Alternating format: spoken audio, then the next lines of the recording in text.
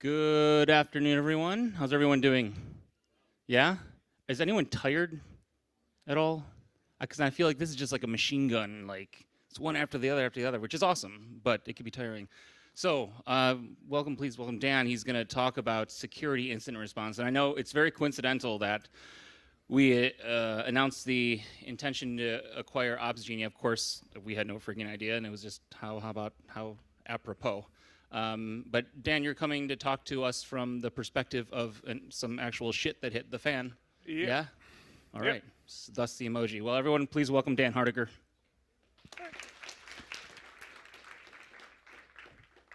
Hey, so I'm Dan from Adaptavist. I'm here to talk to you about security incident response. What to do when shit hits the fan. But who are we? Well, we're one of the first and largest vendors in the marketplace. Most of you probably use ScriptRunner or know of us. And so we're quite exposed to these sorts of things. But why are we talking to you? Well, I'll get to that shortly. First, I want to share with you a number. 14,714. This is the number of vulnerabilities issued in 2017 alone. That sounds a lot, but there's a lot of software out there. Some written by you, some written by others. Because all software has bugs. All of them. There's very few exceptions. And some of those bugs will be security incidents. So it's not really a matter of if you'll have a problem, but when you'll have a security incident. If you don't accept this, you shouldn't be running software, let alone writing it. Okay, you've been hacked. Well, maybe not hacked per se. Perhaps you put data somewhere you shouldn't have. Perhaps you had unsanitized inputs, SQL injection, something like that. Maybe you accidentally subverted a security model inside the application, exposed data to users that shouldn't have had access to that privileged information. But we weren't actually hacked. Turned out that we created a vulnerability that would allow others to be exploited should it be exposed. And any of these things and more could create a security incident. Security incidents can come from, well, let's say 3 main sources. First, we have hackers. These are detecting a vulnerability and exploiting it. Perhaps they even put it into a rootkit that allows others to do it in a much simpler way. Also, you might find that they come from researchers, people external to your organization, including customers, and they've responsibly disclosed it to you so you can fix it, sometimes for a fee. Or maybe it's just internally, your developers knocking around in the code, either through peer review or just dumb damn luck, and you came across and you saw something that didn't look right. All of these are places that you can get a security incident coming from, and with a security incident comes a security incident response. And that determines how you react. And it's really important, because you could react like this. You might react like this. You'll probably react more like this. But really, this is how you should be reacting. Executing a documented and well-rehearsed process. And you can only do that if you think ahead. So in this presentation, we'll be walking through what a good incident response should look like and how to perform a responsible disclosure process. But first, let's start with a story. This is the story of our recent ScriptRunner vulnerability, which you probably heard about, and I'd like to share with you what happened behind the scenes, the things that you didn't see, and the things that we did that you don't know about. And hopefully you'll be able to learn and replicate how we dealt with it, and perhaps even tell us how we can improve too. It's all good stories that should. This story starts with a developer. The developer in question was called Thanos. Seriously, that's his name, but great guy. He was working in the source code and noticed something totally unrelated when one afternoon he happened across what looked like a theoretical security hole. He wasn't looking for it. He just noticed something that didn't seem quite right. It was missing something that should have been there, allowing anonymous access to a protected resource. Oops. He escalated, and by the following morning, we'd confirmed the problem and produced a viable proof of concept. It's real. At this point that we needed to form a team, and we realized the potential impact, and we had to call in the cavalry. This is the security incident response team.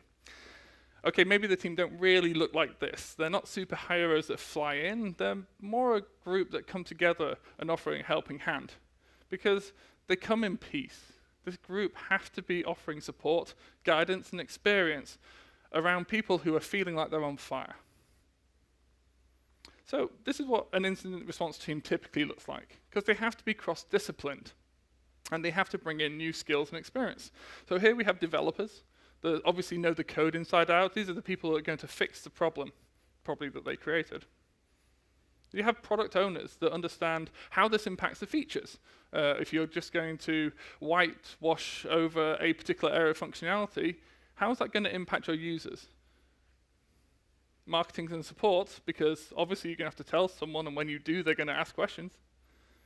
And leadership, because this is really a business issue, and you need to have both technical and business knowledge inside your organization pulled into this team so you can react quickly without having to go through lots of formal processes. The team has 3 primary responsibilities. They need to determine the severity and impact, which is typically classed as a CVSS score. That's the Common Vulnerability Scoring System. It's a standard way of assessing a vulnerability against some standard criteria. They want to determine the mitigation steps, and they want to determine the communication path. These are really 3 clear objectives, and you're able to measure your path through them. So if you're scoring, then the NIST, which is National Institute of Standards and Technology, or FIRST, the Forum of Incident Response and Security Teams. They offer you a calculator which will help you do all of this in a very hand-holding manner. You walk your way through it, and they will just do it for you. We realized the scale of our problem when we ticked most of their boxes. And the only factor we didn't max out is that we didn't expose a root vulnerability, unless you were really stupid. We assessed our score that we got against Atlassian security levels. Have a look at trust.atlassian.com. All of this information and a lot more is on there. Unfortunately, we hit critical, and it meant this, which was bad because it affected all of our customers across most of our server platform, past, present, ouch. It's this point we realized that we need to bring Atlassian into the loop. Actually, that was one of the best things that we did.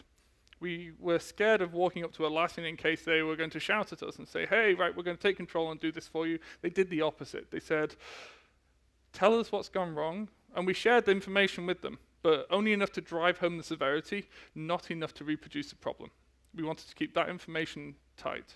And Atlassian handled this remarkably, and mostly what they did was help verify and validate what we're doing, and they'll help coach us through what we should be doing next where we hadn't thought of things. It was an extremely calming experience to go through, and it was great to know that our biggest partner had our back. The responsibility still for communication and for support was still ours, but we had someone who could tell us that we were doing the right thing. Interestingly, we got through this faster than I thought we would. All this happened in 24 hours. Next, we had to set work patching, and it wasn't quite as simple as offering patches for the latest versions. What about customers now out of support? What about customers on older versions but are still paying for maintenance? How do we go about making a patch but making sure it's not obvious what the problem is? We could inadvertently have a patch that exposes what the problem is. Our primary motivation was to make it easy for people to upgrade. We obviously wanted to get them out of a vulnerable state. Patches were ready, most part the same day. But as it was a Friday, we decided to wait until Monday. And it's a good job we did, because in our rush, we realized over the weekend that we'd missed a few edge cases. And actually, the scope was slightly different to what we thought, and so we actually released on Tuesday with a full patch suite. What we released to the marketplace just said the severity and that you should upgrade with very little more information. This is a responsible disclosure process, because we have to communicate to customers, but do it in a reasonable fashion. After all, we don't want to alert potential hackers as to how they can exploit the problem before customers have got the opportunity to upgrade. This is a process which, for us, is still ongoing, almost 6 months on, but it involves 3 main phases. First, you want to get the patches out before saying anything of notability. Then, you want to send out a security advisory, which details the affected versions, the severity, the fixes, and the workarounds. A bit more information, but you're still not given any information around what's actually at fault, but you're hammering home the point that if you're still vulnerable, this is what could happen. And finally, you detail the vulnerability, and where appropriate, you might even submit a CVE, which is a common vulnerability or exposure, so that you're publicizing the information. You might even want to go as far as publishing a proof of concept. But the goal of all of the above is to make sure that the information enters the public domain at the same rate or faster than it goes into the hacker domain, so that the customers have got the information at the same time or before hackers are exploiting it. So what would we have done differently? Because we learned a lot. Pulling the handbrake and swarming the problem is the right thing to do. It really helped us get the right people looking at the problem. But slow down. The vulnerability has been in the wild for a while. We did all of this within 24 hours. It's been in the wild for maybe 4 years. Would another 24 hours really hurt? Maybe. But we took the view that we did the right pace. But think in your cases how that should apply. Make sure you support the person who found the vulnerability, because they're probably feeling rather shitty. They're going to feel like I've undermined the product, and actually no, they've helped. This was a vulnerability was there, whether they found it or not, and you've improved and helped. And so always reward and embrace people who are able to improve your product, and treat this like someone who just found any other bug and was able to fix it.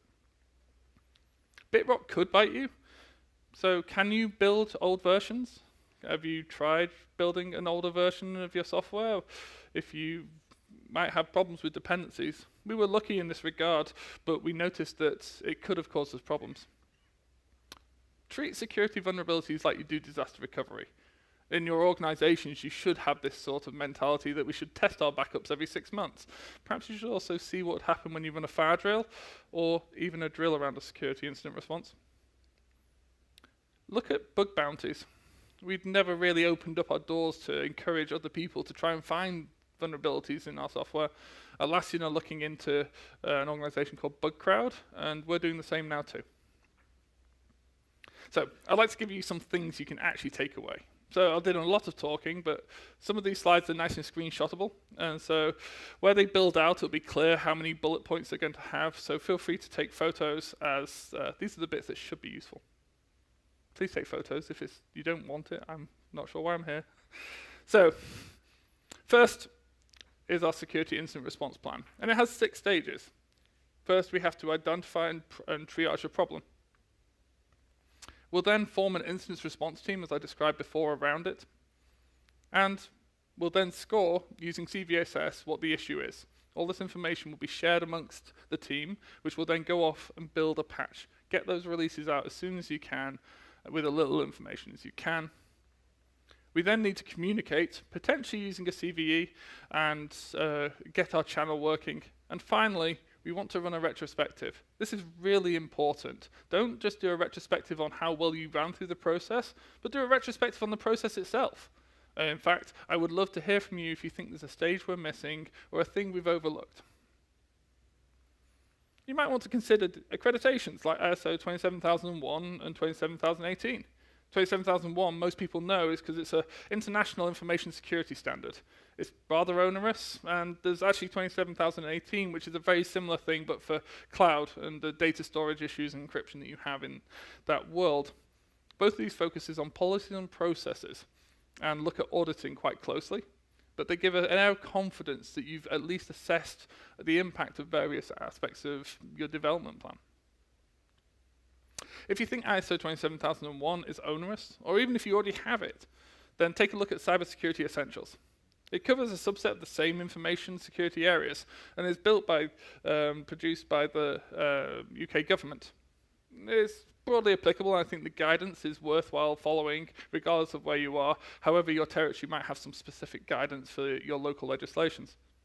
It focuses on the threats that are in the networked world, and it gives you some very easy steps that you can take to question yourself about the things you do, like where do I store my code and who can put a release into my customer's hands. It's much less involved, and it's a great step forward if you're wanting to take a large compliance step. Secure software development and deployment is an important aspect of anyone's SDLC. And so this isn't just about worrying about how you build your code, but the secure aspects around it. How many people does it take to make a change? that impacts customers? How is it easy for a mistake to go unnoticed? And how many people review those things? How can your customers trust that the code that they are running is genuinely and exclusively from you and hasn't been just built and uploaded directly? How could someone manipulate the outcome of your software through influencing your development or deployment process? Perhaps one of your dependencies. Talking about dependencies, how many of you scan them for vulnerabilities? And then have a look at Atlassian's security vulnerability reporting, and you'll see just how many of those come from vulnerable dependencies. You should know when vulnerabilities go into your dependencies, because it's pretty easy for me to work out which dependencies you have, and it's pretty easy for me to work out which of those has vulnerabilities too. The two that are most known are Sneak and Source Clear. As well as unit, functional, integration, and performance testing, which I'm sure you're all already doing, there's the question of security testing. Here we look to a few different types. So we have using vulnerability scanners that we can put into our build pipeline. We also engage external testing teams through penetration testing activities. So look for things like Tiger Scheme and others that underpin their activities. You can also invite participants within bug bounty programs and pay per bug that they find. BugCrowd are a popular platform for this. There are a few alternatives. If you found this content of this talk useful, you might also be interested in hearing from Kane from Atlassian. He's going to be talking about securing your app in the cloud. That's tomorrow in room 4. And also, there's a security fire pit session hanging straight after it if you want to discuss with like-minded people. Finally, if nothing else, remember XKCD 538. That is to say, a $5 wrench will break any encryption. Thank you.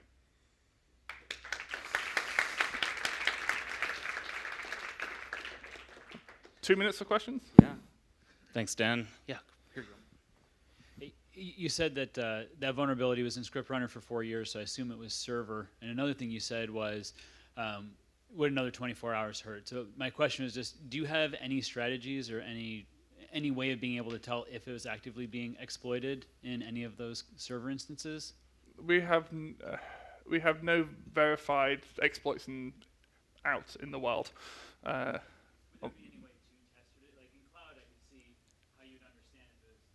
There's ways for us to test for it, but we can't tell other people how to test for it. And that was one of our biggest challenges in creating a workaround, because the detail we would have to expose would put other people at risk. And that was one of the biggest challenges that we had, and one of the things we went back and forth with Atlassian on, and they said, yeah, it sucks, but actually in this case, on the side, and perhaps later, once we see an uptake, because we watch the amount of customers that have installed patches, and so we see the adoption of non-vulnerable versions, and at some point we'll probably have that conversation, but it's not yet. Who here has had an incident in which you had to deal with our security or legal or incident team? Just do this so that no one else can see. All right. There's 3 here. I get pulled into those sometimes because my team, the dev relations team, has relationships with you guys, and yeah, it is not a frantic process. It's very calm and collected, because this is what they do, I guess, professionally. But at the same time, I think that, like when you saw Brendan up there talking about best practices for incident management, for security and privacy, just generally, I think that in a couple months that I've been here, that I'm getting a sense that it's not getting any less frequent issues, right, and incidents. Any other questions anyone has? Yeah. Can you provide us an URL or contact details to Atlassian? Because in our case, we raised an incident at Atlassian because of a vulnerable of an add-on, and do not get any feedback within days. Dev help. So if you go to go.atlassian.com/devhelp, there's a security incident type. It's a JSD. So that gets, yeah. Well, I guess we'll have to dig into it. I'm sure Kane would be pretty interested in hearing the details, notably your ticket number. No. I'll talk to you afterwards about that one. You can also just email security@atlassian.com. That's monitored close to 24/7. You can email me. I'm head of security for Atlassian. A Ludwig, ALUDWIG at Atlassian. That's not monitored 24/7. But if you hit both of them, then the people at security will usually respond more quickly.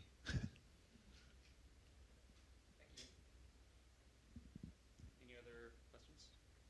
I think that Shri had Atlassian.com/ops on his slide deck around the incident playbook. I don't think that's right. That's around Jira Ops. So if you just go to Google search for Atlassian Plays, and you'll see the vendor incident stuff is in there, and it's pretty interesting. It's pretty good stuff. Yeah. Thanks for listening. Yeah. Is that it? That's it. All right. Thanks, Thank you. Dan.